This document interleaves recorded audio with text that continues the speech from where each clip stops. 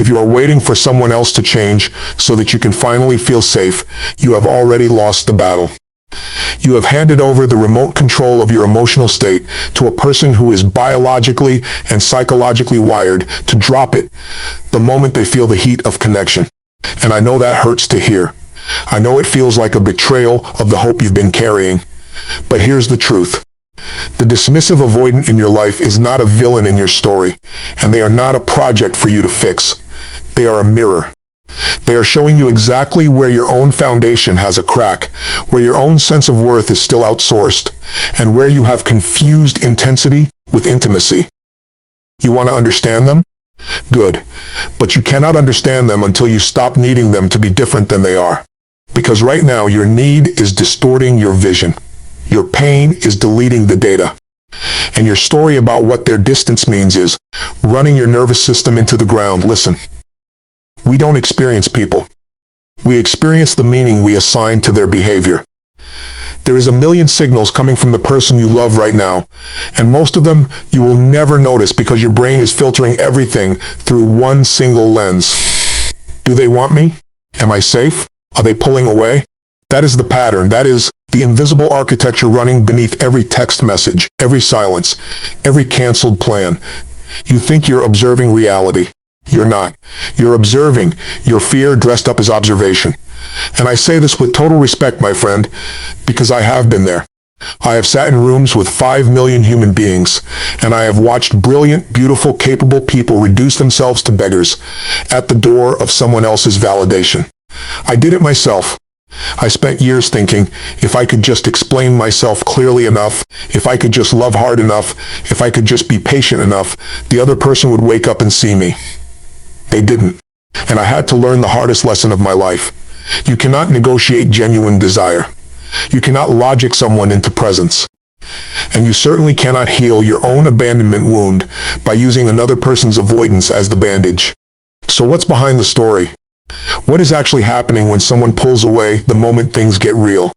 It's not about you. It's not a verdict on your lovability. It's their state. It's their nervous system screaming that closeness equals danger, that dependency equals death, that being needed is the same as being consumed. When a dismissive avoidant feels the pull of attachment, their body doesn't register warmth, it registers threat. Their biology is hijacking their psychology. And while you are sitting there analyzing every word, wondering what you did wrong, they are in a physiological shutdown that has nothing to do with your value and everything to do with their survival map. Now let me be honest with you. Understanding this does not mean you accept neglect. It does not mean you stay in a dynamic that starves you. It means you stop taking their wiring personally so you can make decisions from clarity instead of compulsion. Because if you focus on what you can't control, their feelings, their pace, their capacity, your energy goes there and you drain yourself dry. If you control what you focus on, your standards, your state, your non-negotiables, you reclaim your life. Both worlds exist. The external world where they may never meet you where you are. The internal world where you decide that your peace is not up for negotiation regardless of what they do. There are 3 decisions you make every moment of your life, whether you realize it or not. And these 3 decisions are the difference between living in anxious obsession and living in embodied power. The first decision is, what am I going to focus on? Right now, in this moment, are you focusing on the evidence of their unavailability, or are you focusing on the evidence of your own wholeness? Are you scanning for rejection, or are you scanning for your own next step? Focus is the master key. Focus is the lens. Focus determines everything. You don't experience the relationship. You experience the relationship you focus on. If your attention is locked on their absence, you will feel abandoned even if they are sitting next to you. If your attention is anchored in your own growth, your own purpose, your own aliveness, you will feel resourced even in the midst of uncertainty. The second decision is, what does this mean? When they go silent, does it mean you are unworthy?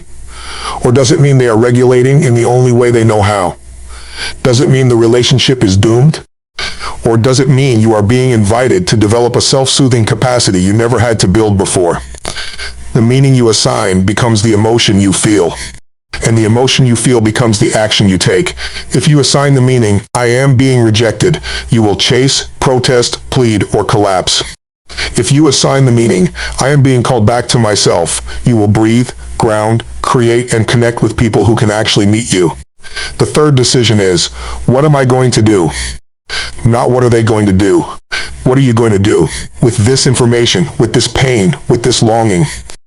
Will you use it as fuel to become more dependent on their validation, or will you use it as fire to forge an identity that does not require their applause to exist? These three decisions, focus, meaning action, are happening whether you are conscious of them or not. And right now, unconsciousness is costing you your dignity. But here's the thing. Knowledge without embodiment is just entertainment. You can read every book on attachment theory. You can memorize the neurobiology of avoidance. You can diagnose their childhood trauma with surgical precision, and none of it will save you if your nervous system is still outsourcing regulation to the very person who triggers your dysregulation. It's not intellect, it's integration. It's not understanding them, it's reparenting yourself. And I want you to see this clearly. The dismissive avoidant activates your deepest wound not to punish you, but to reveal it. They are the dragon in your hero's journey. Not because they are evil, but because they guard the treasure you have been too afraid to claim. Your own unconditional self-worth. You cannot slay this dragon by fighting them. You slay it by turning toward the part of yourself that believes you need them to survive. You slay it by feeling the terror of standing alone and discovering that you do not fall apart. You slay it by realizing that the love you have been begging for externally has been waiting inside you all along, buried under layers of adaptation and appeasement and performance. Now listen to me carefully. If you suffered as a child, if you learned that your needs were too much, that your emotions were inconvenient, that love was conditional on your compliance, you might still carry that blueprint in your bones. Here's what happens when you meet who you are now and look back at that kid with compassion instead of judgment.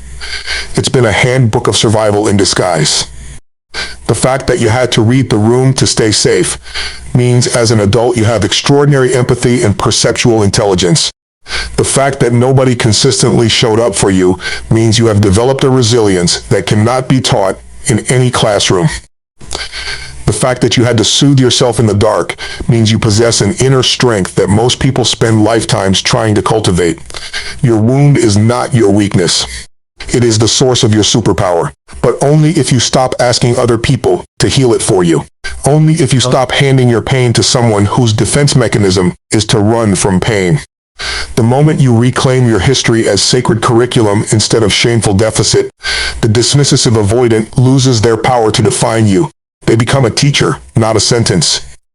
And that shift, from victim to student, from beggar to builder, is where your real freedom begins. You want to know why this matters so much? Because wishing for security without building internal security is just delusion. Wishing for consistency from someone whose nervous system equates consistency with suffocation is setting yourself up for perpetual heartbreak. And I'm not saying this to shame you. I'm saying it because I owe you the truth. I began my own journey fueled by anger, by the desperate need to prove I mattered. That fuel burned hot, but it burned dirty. It got me moving, but it didn't get me home. It wasn't until I found a reason bigger than my own pain, a reason rooted in service, in contribution, in becoming the person others could lean on without me collapsing, that the frantic chasing stopped. The pull replaced the push. I stopped trying to extract worth from other people and started generating it from within. And paradoxically, that was the moment real connection became possible. Not because I finally got someone to validate me, but because I no longer needed them to. You owe it to you, to become who you really are, not who you think you need to be to keep someone close. So what do I mean by that in practical terms? What does this look like tomorrow morning when the anxiety rises and the urge to check their social media or send that explanatory text hits you like a wave? It looks like a drill, a non-negotiable 90-second ritual that rewires your nervous system in real time. Here it is. The moment you feel the activation, the tightness in your chest, the racing thoughts, the compulsive urge to reach out, you stop. You do not act on the impulse. You place both hands on your body, one on your heart, one on your belly. You feel the physical sensation of your own touch. You take 3 slow breaths, exhaling twice as long as you inhale. And you say aloud, with conviction, I am here, I am safe, I am enough. Not as an affirmation, as a declaration, as a reclamation. You are interrupting the pattern. You are teaching your body that safety comes from within, not from their response. You are practicing the exact skill the dismissive avoidant cannot practice. Self-regulation in the presence of relational uncertainty. Do this every single time the urge arises. Not once. Not when it's convenient. Every time, because repetition is how neural pathways form. Because discipline is how identity solidifies. Because you are not waiting for them to change. You are changing right now, in this breath, in this choice, in this refusal to abandon yourself again. And I know I'm right about this because I have watched thousands of people do it. The ones who transform are not the ones who find the perfect partner. They are the ones who become the perfect partner to themselves. They stop treating their anxiety as a signal to chase and start treating it as a signal to return. They stop interpreting silence as rejection and start interpreting it as space. Space to breathe. Space to grow. Space to remember who they are outside of the relationship. And something remarkable happens when you stop needing them to fill the void. Either they rise to meet you from a place of genuine choice, not obligation, or they fall away and you discover that the void was never empty. It was full of you. Full of your creativity, your passion, your friendships, your purpose, your joy. Full of the life that has been waiting patiently while you were busy trying to convince someone to love you. Quality of life is the quality of your emotions, and the quality of your emotions is determined by where you place your attention. Not theirs, yours. Let me say that again. Yours. This is not about giving up on love. It is about giving up on the illusion that love requires self-abandonment. It is about recognizing that the highest quality of life is not found in securing another person's presence, but in cultivating your own. The dismissive avoidant is not your destination. They are a waypoint, a catalyst, a sacred friction that polishes you into someone who can hold love without losing themselves. And if they cannot walk with you into that version of yourself, then their role in your story is complete, not as a failure, as a fulfillment. They gave you exactly what you needed to become who you were meant to be. Even if it broke your heart, especially because it broke your heart, because the breaking is where the light gets in, where the old patterns dissolve, where the new foundation pours. Now what does that mean to you listening to this right now? Maybe with tears in your eyes, maybe with a knot in your stomach, maybe with the ghost of their last text message still echoing in your mind. It means you are being called, not to fix them, not to wait for them, not to shrink yourself into a shape they can tolerate. You are being called to expand, to take up space, to honor your needs as sacred data, not selfish demands. To build a life so rich, so meaningful, so aligned with your deepest values that no single person's availability can determine your worth. Find something you care about more than your own comfort, and you will never be small again. Serve something bigger than your relationship status, and you will discover a source of energy that no amount of silence can deplete. Give people what they need. Not what you think will make them stay, but what your soul knows is true.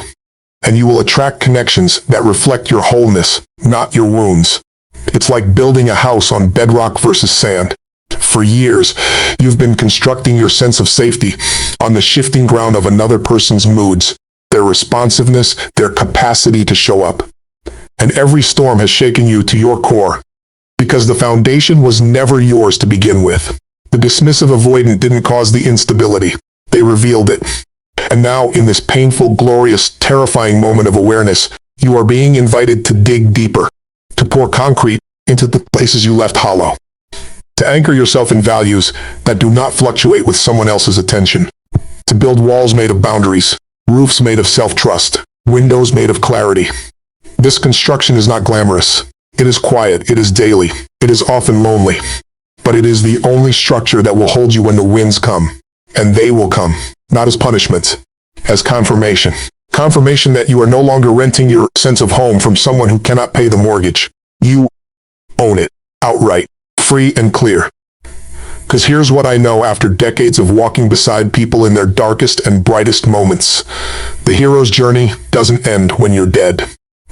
It continues in the lives you change by becoming fully, fiercely, unapologetically yourself.